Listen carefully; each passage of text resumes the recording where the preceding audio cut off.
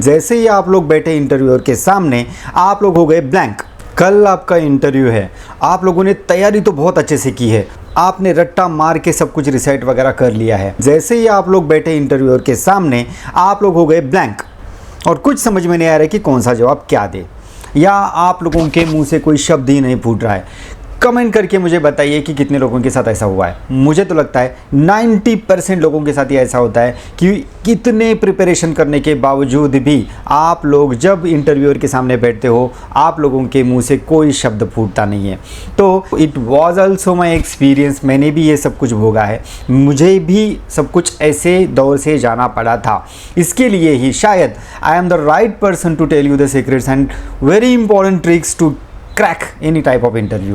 Okay, so let us start the preparation of interview from basic to advanced, यानी कि एकदम simple interview से UPSC के interview तक आप लोगों को जो चीज़ें, जो ट्रिक्स काम पे आ सकती है, वही चीज़ें या वही ट्रिक्स मैं आप लोगों के सामने एक्सप्लोर करने जा रहा हूँ। तो ये वीडियोज़ या ये चैनल आप लोगों के लिए इस वक्त YouTube का सबसे इम्पोर्टेंट चैनल है। आप लोगों से मैं एक रिक्वेस्ट करता हूं कि बिना स्किप किए आप लोगों को ये पूरा वीडियो देखना है। पिछले वीडियो में मैंने आप लोगों को बताया था कि what is interview and what is the process of selection interview. अभी मैं आप लोगों को कुछ और बातें बताने जा रहा हूं। जैसे कि मैंने आप लोगों को पिछले वीडियो में प्रॉमिस किया था, I am telling you something about the documents, documentation कैसा होना चाहिए। तो सबसे पहले तो आप लोग ये बात ध्यान में रखो कि रिज्यूम राइटिंग में बहुत सारे स्टूडेंट कौन सी गलती करते हैं। बायोडाटा लिखते समय या रिज्यूम लिखते समय हम लोग अरेंज कैसे करते हैं। देखो, टेबल अरेंज करते समय बहुत सारे लोग क्या करते हैं कि सबसे पहले वो 10th को डालेंगे, उसके बाद 12th, उसके बाद ग्रेजुएशन, उसके बाद पोस्ट ग्रेजुएशन, उसके बाद एक्सपीरियंस, एटसेट्रा। लेकिन ये गलत है। आपको सबसे पहले क्या डालना है, जो कि रिसेंट जो है आप लोगों का क्वालिफिकेशन, वो सबसे पहले डालना है। और फाइल में सबसे नीचे आएगा आपका 10th स्टैंडर्ड। कोई भी फाइल जो है वो 10th स्टैंडर्ड से ही स्टार्ट हो जाती है। आप लोगों की 10th स्टैंडर्ड का मार्कशीट या उसकी कोई जो सनद या डिग्री होती है वो, उसके बाद 12th स्टैंडर्ड का मार्कशीट, उसकी डिग्री। आप लोगों को मैं बताने जा रहा हूँ कि 10th का मार्कशीट भी होता है और 10th की डिग्री भी होती है। 12th का मार्कशीट भी होता है, 12th की डिग्री भी होती है। जैसे TY की डिग्री होती है ना, वैसे ही। तो उसके बाद पहले 10th, उसके बाद 12th, उसके बाद ग्रेजुएशन, उसके बाद पोस्ट ग्रेजुएशन, और उसके बाद आप लोगों को एडिशनल क्वालिफिकेशन के डॉक्यूमेंट्स फाइल में अरेंज करने हैं। तो याद रहेगा। आप लोगों को फिर से एक बार मैं एक सीक्वेंस बताने जा रहा हूँ। सबसे पहले दिखाई देना चाहिए आपके रिज्यूम, और हाँ, वहाँ पर एक ट्विस्ट है। आपका जो रिज्यूम या बायोडाटा वॉटेवर, आपका जो रिज्यूम या बायोडाटा है वो उसके 2 या 3 कॉपीज़ ऊपर होनी चाहिए, क्योंकि इंटरव्यूअर जो है वो 3 या 4 लोग रहते हैं, तो मांग सकते हैं एक दूसरे को एक कॉपी। अगर उन्होंने मांग लिया तो आपके पास एक्स्ट्रा कॉपीज़ आपके रिज्यूम की होना बहुत ज़रूरी बात है। उसके बाद पासपोर्ट साइज़ फ़ोटोज़, कम से कम 5 पासपोर्ट साइज़ फ़ोटोज़ रखो। उसके बाद जैसे कि मैंने आप लोगों को बोला था, ID प्रूफ यानी कि आधार, पैन कार्ड आप लोगों को रखना ही है। उसके बाद एजुकेशनल सर्टिफिकेट्स यानी कि लेटेस्ट फर्स्ट और ओल्डेस्ट लेटर, यानी कि सबसे पहले आएगा पोस्ट ग्रेजुएशन का या ग्रेजुएशन का, उसके बाद 12th का आएगा, उसके बाद 10th का आएगा। यानी कि सभी मार्कशीट आप लोगों को इस तरीके से अरेंज करनी है। और अगर आपके पास एक्सपीरियंस सर्टिफिकेट है तो आप लोग वो एक्सपीरियंस सर्टिफिकेट भी वहाँ पर लगा सकते हो। उसके बाद इंटर्नशिप सर्टिफिकेट अगर है तो उसके ऊपर, और एक्स्ट्रा सर्टिफिकेट जितने भी उस सबसे ऊपर। यानी कि ये परफेक्ट स्ट्रक्चर है। आप बस एक गोल्डन रूल ध्यान में रखिए, लेटेस्ट टू ओल्डेस्ट डॉक्यूमेंट की आप लोगों को अरेंजमेंट करनी है। लेटेस्ट टू ओल्डेस्ट यानी कि सबसे पहले इंटरव्यूअर पहले आपका करंट लेवल देखता है, बाद में वो आप लोगों के पास में जाता है। पहले आप लोगों ने क्या किया, 10th में आप लोगों को कितने मार्क्स थे, 12th में कितने मार्क्स थे, इसमें इंटरव्यूअर इंटरेस्टेड नहीं है।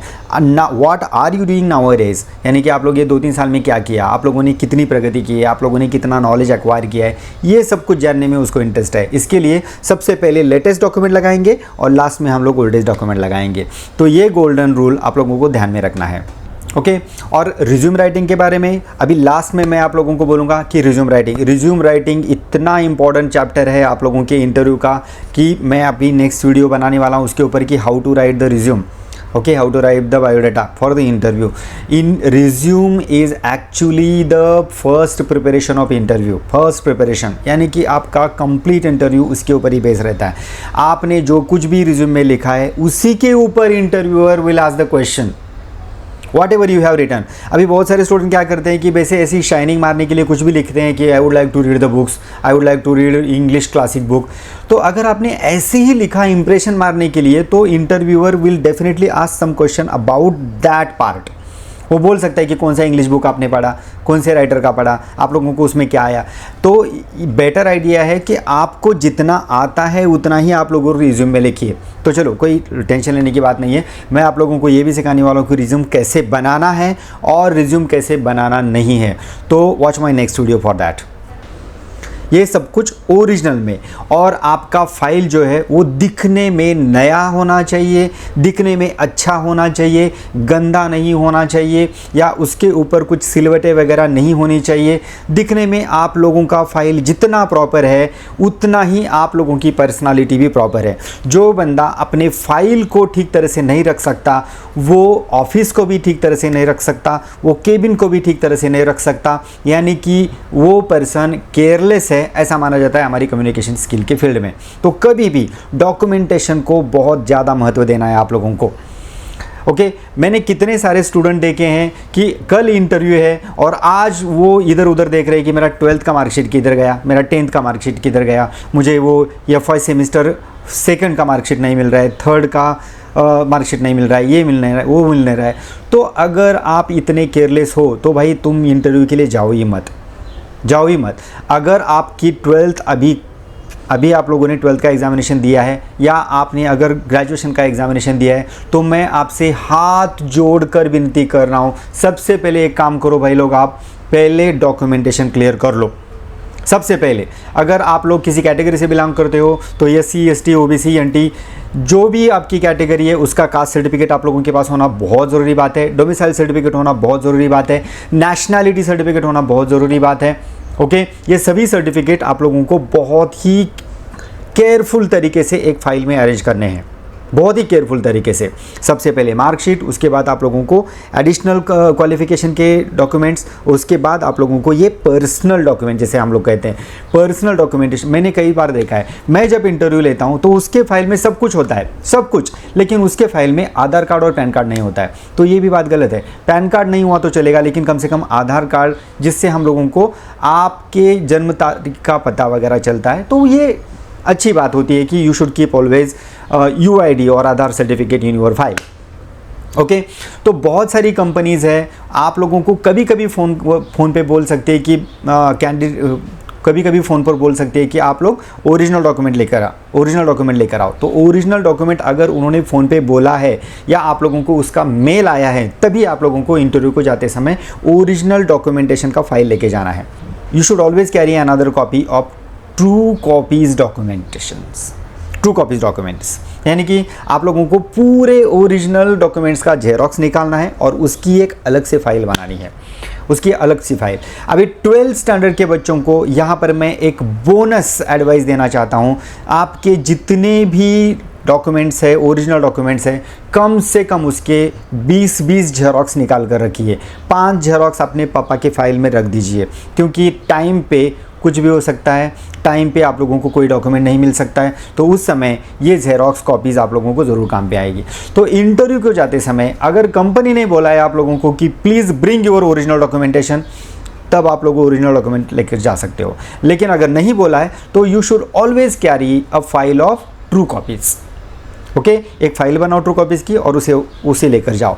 तो मैंने आप लोगों को बोल दिया है कि आपके जितने ज़्यादा डॉक्यूमेंट्स हैं उसके ऊपर भी निर्भर होता है कि आप लोगों का सिलेक्शन या रिजेक्शन हो रहा है। यानी कि कोई भी डॉक्यूमेंटेशन ऐसा मत लगाओ, लेकिन ज़रूर ये डॉक्यूमेंटेशन मैं आप लोगों को रिकमेंड करता हूँ। अगर आप कॉलेज में स्टूडेंट काउंसिल के मेंबर थे तो वो डॉक्यूमेंटेशन रखो। आप अगर NSS के लीडर थे या NSS में आप लोगों ने काम किया है, that is very important documentation. Okay, NSS का सर्टिफिकेट होना बहुत ही फ़ायदेमंद रहता है। उसके बाद अगर NCC किया आपने तो उसका भी सर्टिफिकेट बहुत फ़ायदेमंद रहता है।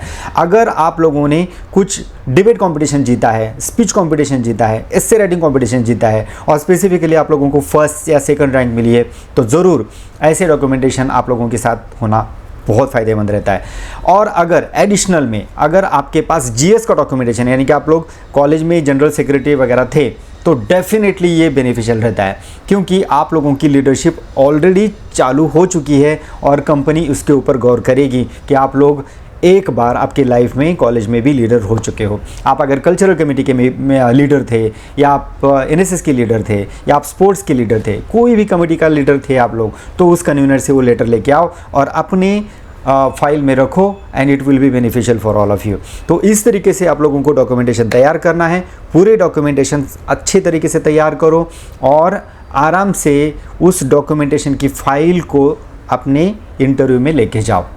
ओके, अभी इंटरव्यू में लेके जाने के बाद आप लोगों ने फ़ाइल सामने रखी, तो फाइल रखते समय आप लोग वो फाइल कौन से एंगल में रखोगे, कौन से डायरेक्शन में रखोगे, वो भी देखने लायक बात होती है और वहाँ पर भी गौर किया जाता है। In next video I will definitely tell you the manners and behaviours of interview. तो I am strongly recommending you not to skip the next video about the interview. मैं आप लोगों को वहाँ पर बताने जा रहा हूँ। आप इंटरव्यू के हॉल में गए, इंटरव्यू के वेन्यू में जाने के बाद आप लोगों का बिहेवियर किस तरीके से होना चाहिए। आपको मालूम है इंटरव्यू का आपका जो प्रोसेस रहता है वो कहाँ से स्टार्ट होता है, गेट से। इंस्टीट्यूशन का जो गेट है, कॉलेज का गेट रहता है या इंस्टीट्यूशन का गेट रहता है, कंपनी का गेट रहता है, उस गेट के सामने खड़े हुए सिक्योरिटी गार्ड से आप लोग किस तरीके से, किस अंदाज से बात करते हो ना, वो भी कई सारी कंपनीज ऑब्जर्व करती है। क्या आपको मालूम था? नहीं ना? तो डेफिनेटली आप डरो मत। अगर मालूम नहीं है तो मैं आप लोगों को सभी बातें, सभी सीक्रेट आज ओपन करने जा रहा हूँ, या बस आप लोगों को मेरे हर एक वीडियो को अच्छी तरह से रिस्पांस देना है और अच्छी तरीके से देखना है। तो अगर आप लोगों को ये वीडियो पसंद आया है तो I am requesting all of you to please share this video और the link of my YouTube channel to all your best friends, so that it will be motivation for me. And at the last, I am requesting all of you to please like, subscribe my channel.